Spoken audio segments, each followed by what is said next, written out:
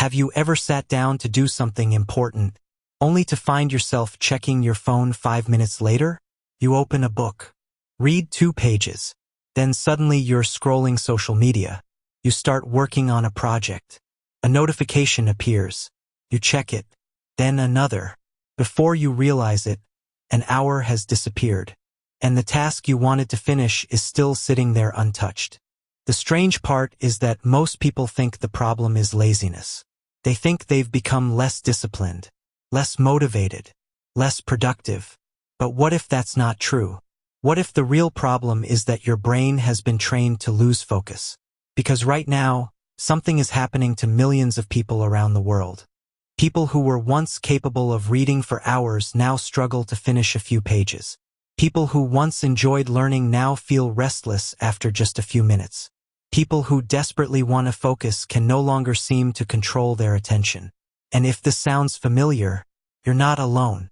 The good news is that your focus isn't gone. It's simply been rewired. And once you understand why it happened, you can begin taking it back. Your brain is adapting to what you feed it. Imagine feeding your body nothing but junk food for years. Eventually, your health would suffer. The same thing happens to your mind.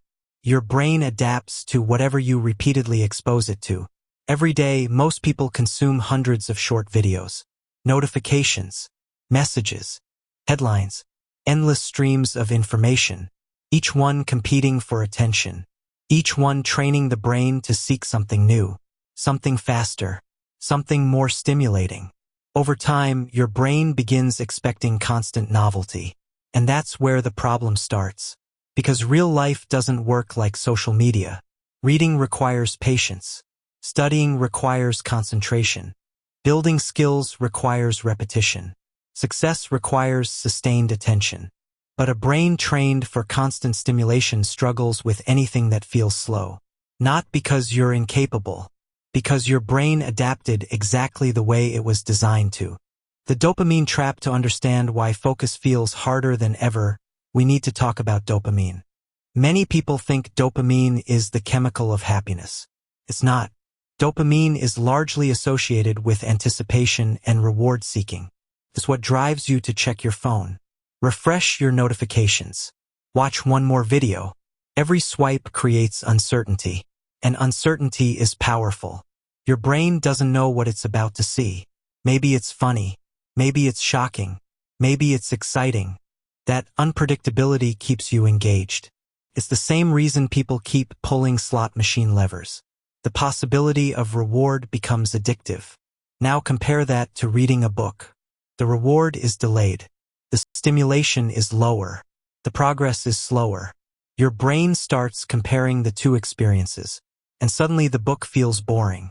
Not because the book changed, because your brain's expectations changed. The cost of constant switching. Here's something most people don't realize. Every time you switch tasks, your brain pays a price. Imagine trying to drive somewhere while constantly changing directions. Turn left, turn right, turn around, turn again. You would never reach your destination efficiently. The same thing happens mentally. You start working, check a message, return to work, open another tab, watch a video, reply to a notification. Each switch drains mental energy. Researchers often refer to this as attention residue. Part of your mind remains stuck on the previous task, which means you're never fully present. And that's why many people feel mentally exhausted despite accomplishing very little. Their brain spent the entire day switching instead of focusing. Why deep focus feels uncomfortable. One of the biggest mistakes people make is assuming focus should feel easy. It shouldn't. At least not in the beginning. Imagine someone who hasn't exercised in years walking into a gym. The workout feels difficult. Not because exercise doesn't work. Because the muscle is weak. Focus works the same way. Most people haven't trained their attention in a long time. They've trained distraction. So when they try to concentrate, discomfort appears. Restlessness, boredom, the urge to check something, anything. That feeling is not failure. It's training. It's evidence that your brain is beginning to resist old habits. And that's exactly what growth feels like. The hidden enemy of focus there is another reason people struggle to concentrate. Their minds are overloaded. Think about how many things you're carrying right now. Unfinished tasks, future worries, past mistakes, financial pressure, personal responsibilities, goals you haven't achieved yet. Every unresolved thought consumes mental bandwidth. It's like running dozens of apps on a phone at the same time. Eventually, the system slows down. A distracted mind is often not a weak mind. It's an overloaded one. That's why people sometimes regain clarity after journaling, walking, or simply sitting in silence. They're creating space. They're allowing the brain to breathe. How to rebuild your focus? The good news is that focus can be trained, just like a muscle. And it starts with something surprisingly simple. Remove distractions before expecting discipline. Most people do the opposite. They surround themselves with distractions and then blame themselves for struggling. Put your phone away.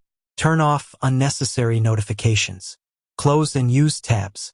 Create an environment where focus becomes easier. Then start small. Very small.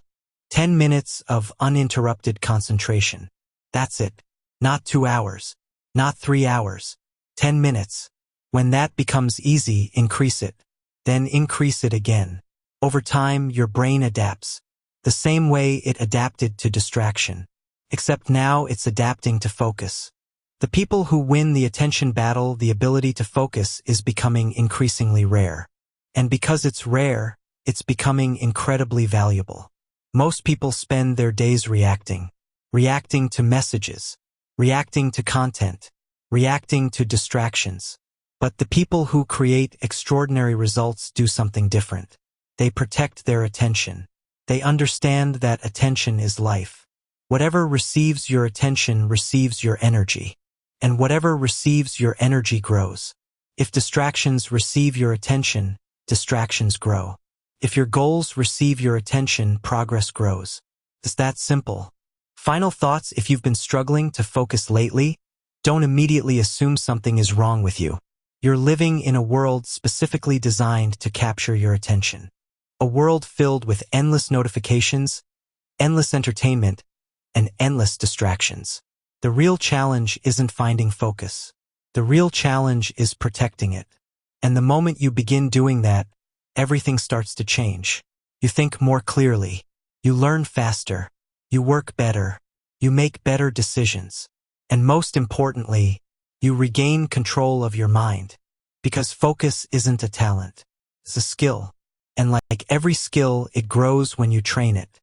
If you enjoyed this video and want more content on psychology, focus, discipline, brain training, and self-improvement, make sure to subscribe to the Mindscape and turn on notifications so you never miss a new video.